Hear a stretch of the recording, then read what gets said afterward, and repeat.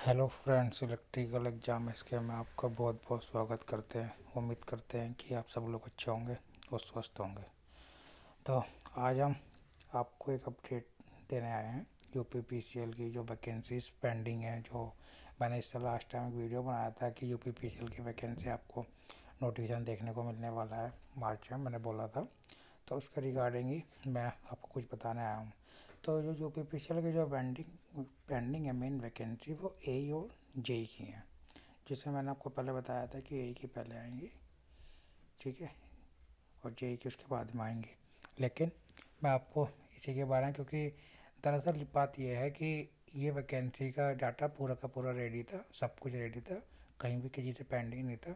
बस ये short notice जारी होने की देरी थी इसमें। तो आचार संहिता से पहले ही रेडी थी, जब से ये कोड ऑफ कंडक्ट लागू हुआ है अब, तो अब थोड़ा इसमें डिले आपको देखने के लिए मिल सकता है, क्योंकि ये जो वैकेंसी पेंडिंग है ना, वो सेवा आयोग की तरफ से है। बस जैसे ही इसको वो मिलेगा, वो तुरंत वैकेंसी रिलीज होएंगी। लेकिन ये जो शॉर्ट नोटिस इनको जारी कर देना चाहिए था आचार संहिता से पहले, लेकिन इन लोगों ने किया नहीं। लेकिन जो भी उसमें कुछ लोग आयोग में जाके बात की थी, उसके रिगार्डिंग जो उनको मतलब सूचना मिली है वो यही है कि जैसे ही चुनाव ख़त्म होंगे, जो विभाग का कहना है वो यही है कि चुनाव ख़त्म होने के 1 से 1.5 हफ्ते के बाद आपको फुल नोटिफिकेशन देखने को मिल जाएगा, और आपका जो प्रोसेस है बिल्कुल ही पेंडिंग नहीं रहेगा। लेकिन ऐसे नहीं होगा जैसे लास्ट टाइम वैकेंसी में होता था ना, किसी कारण से नोटिफिकेशन निकाल दिया बीच में, फिर पेपर पेंडिंग कर देते थे कुछ टाइम।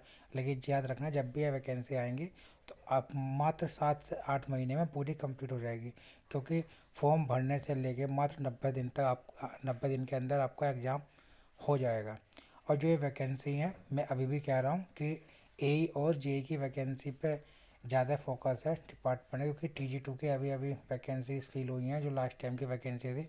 तो TG2 की वैकेंसी जो आएंगी वो सबसे लास्ट में आएंगी, लेकिन जो सबसे पहले वैकेंसी आएंगी वो इसकी आएंगी यूपीपीसीएल ए और जे की तरफ से।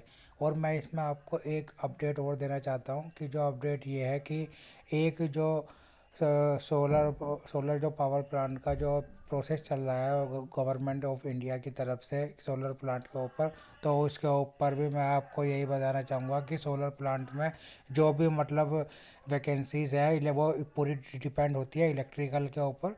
तो इससे पहले मैं आपको UP SSC की अपडेट दे दूँ। जो ये सोलर प्लांट के जो इंजीनियर्स की वैकेंसी होने वाली थी, वो UP SSC डिपार्टमेंट को बोला गया था कि आप कुछ इंजीनियर्स से इसके रिगार्डिंग जेईस और TG2 को हायर करके हमें दीजिए, ताकि हम इस प्रोजेक्ट को आगे बढ़ा सकें। तो UP SSC ने, उनके पास समय ना व्यवस्था ना होने के कारण, तो उन्होंने मना कर दिया था। तो ये चीज़ें अब जाके UPPCL विभाग को मिली है, विद्युत सेवा आयोग को, मतलब कह सकते हैं विद्युत सेवा आयोग के अंदर UPRB ना UPPCL सब कुछ आता है। हम स्पेशली UPPCL नहीं कह सकते, ठीक है। तो विद्युत सेवा आयोग के अंदर ये प्रस्ताव गया है। तो आप याद रखिएगा, ये UPNEDA की तरफ से है, यूपी नीडा की तरफ से जो वैकेंसीज आपकी सोलर पावर के लिए आएंगी, ठीक है। तो उसमें मानता हूँ आपकी वैकेंसी मैक्सिमम जो होंगी वो TG2 या ITI के लिए मैक्सिमम 100 से 150 हो सकती है, और जेई की 40 के अप्रोक्स, और एई की 20 से 25 वैकेंसी होंगी। मतलब कि आपको टोटल 250 300 वैकेंसी ITI एई और जेई तीनों के लिए देखने को मिल जाएंगी, ठीक है। और UPPCL में आपका 500 300 से 400 वैकेंसी जो मैंने आपको बताया था वो मिल जाएंगी आपको देखने के लिए। लेकिन आपको मैं अभी भी एक चीज़ बोल रहा हूँ, मैंने लास्ट टाइम में बोला था, क्योंकि उस टाइम चाहे वो शॉर्ट नोटिस निकलने वाला था, लेकिन आचार संहिता लग गई थी अब, ठीक है। तो मैं अभी भी ये नहीं बोल रहा कि आपकी वैकेंसी नहीं आ सकती। देखिए, यूपी में जो चुनाव है वो 19 तारीख से स्टार्ट है, ठीक है, और 19 अप्रैल, मतलब 19 अप्रैल, तो 19 अप्रैल के बीच में, और आज आज 18 मार्च है, तो इसके बीच में डिफरेंस है पूरे 1 मंथ का है। शॉर्ट नोटिस निकालने में वहाँ टाइम होता है जहाँ पे किसी भी विभाग का मतलब प्रेशर है, गवर्नमेंट का प्रेशर है, कुछ भी प्रेशर होता है विभाग के ऊपर, तो वो जल्दी जल्दी वैकेंसी को मैनेज करता है, सारे के सारे ऑर्डर पास करते हैं, जब जाके वो उसमें समय लगता है। लेकिन UPPCL जो की वैकेंसी, ये सब चीज़ें, UPRVNL की वैकेंसी, ये विद्युत सेवा आयोग है, पहले से सब कुछ तैयार किया हुआ है, तो इनको एक्स्ट्रा कुछ एफर्ट नहीं करना होगा। सिर्फ शॉर्ट नोटिस जिनका जनरेट करना होगा वो आप ये कभी भी कर सकते हैं। ये मत सोचिएगा कि अब इलेक्शन के बाद ही वैकेंसी आएगी, तब तक कि ये उससे पहले आ ही नहीं सकती, आचार संहिता लगे, उसका कोई मतलब नहीं है। आचार संहिता में न्यू काम जनरेट नहीं होते, ठीक है। न्यू काम मतलब जो भी मतलब वैकेंसी, मान लो कोई मान लो वैकेंसी हमें क्रिएट करनी है किसी भी डिपार्टमेंट को निकालनी है, कोई प्रेशर है ऊपर से गवर्नमेंट का है, किसी का भी चीज़ का है कि वैकेंसी, तो वो जल्दी जल्दी विभाग से लिस्ट आए कहाँ का वैकेंट पोस्ट है, कहाँ कहाँ नहीं है, तो उस रिगार्डिंग वो लोग इस चीज़ को, बहुत प्रोसेस का टाइम लगता है, वो चीज़ें नहीं हो पाती। लेकिन यूपीपीसीएल की जो वैकेंसी है पहले से ही तैयार है, तो इसमें आपको बिल्कुल भी समय नहीं लगेगा देखने के लिए, ठीक है।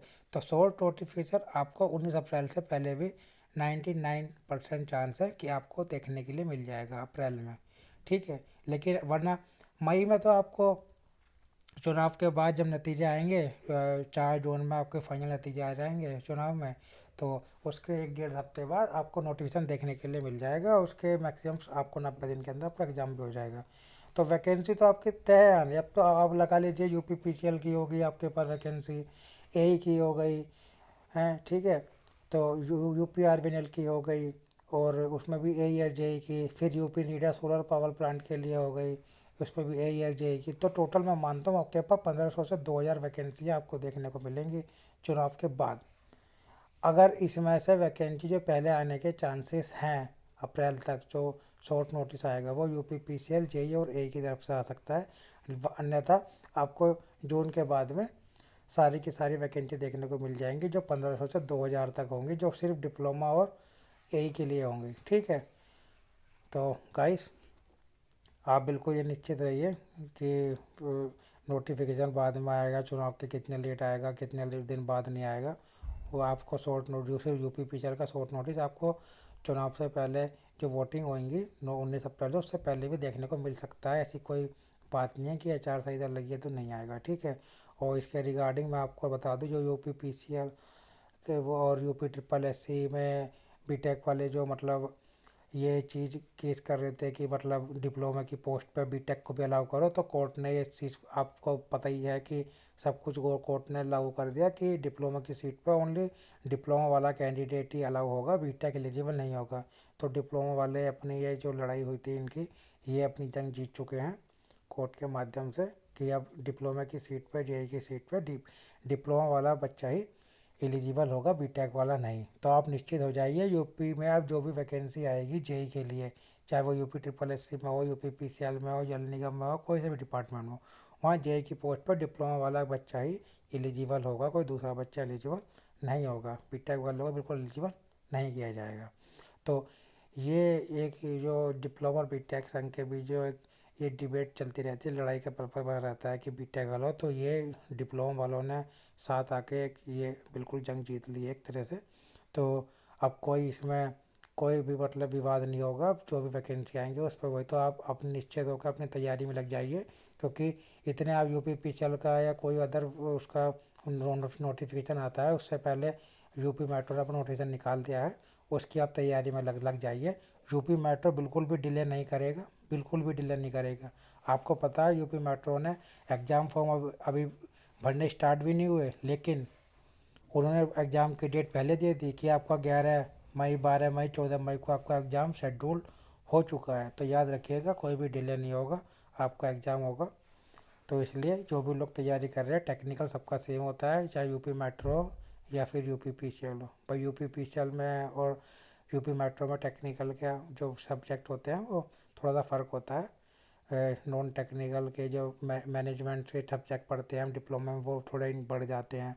लेकिन मेट्रो में कंट्रोल सिस्टम आता है, वो थोड़ा सब्जेक्ट की इम्पोर्टेंस को उनको देना है। मतलब जो जो सब्जेक्ट न्यू न्यू आपके अकॉर्डिंग लगते हैं आपको, वो सब्जेक्ट तैयार कीजिए, क्योंकि मैक्सिमम टेक्निकल सबका सेम ही होता है। और अपनी तैयारी में लग जाइए, पहले मेट्रो का एग्ज़ाम दीजिए, फिर यूपी पीसीएल का देना, फिर यूपी आरवीएनएल का देना, फिर यूपी नीडा का होगा जो सोलर पावर प्लांट। तो मैक्सिमम आपके पास बहुत सारी वैकेंसी देखने को मिलने वाली 2024 के अंदर, ठीक है। तो अपनी तैयारी में लग जाइए, मैं यही आपको सूचना देने के लिए आया था कि ये मत सोचिए नोटिफिकेशन नहीं आएगा, शॉर्ट नोटिस कभी भी रिलीज़ हो सकता है, क्योंकि वो ब्यौरा बिल्कुल तैयार है, ठीक है गाइस। अगर फिर भी आपको इसके रिगार्डिंग कोई अपडेट लेनी है या कुछ पूछना है तो आप कमेंट बॉक्स में कमेंट कर सकते हैं, मैं आपको उसका जवाब दे दूँगा। ठीक है गाइस, तो फिर मिलते हैं किसी नई इन्फॉर्मेशन के साथ बहुत जल्द आपके साथ। तब तक के लिए बाय बाय, थैंक यू।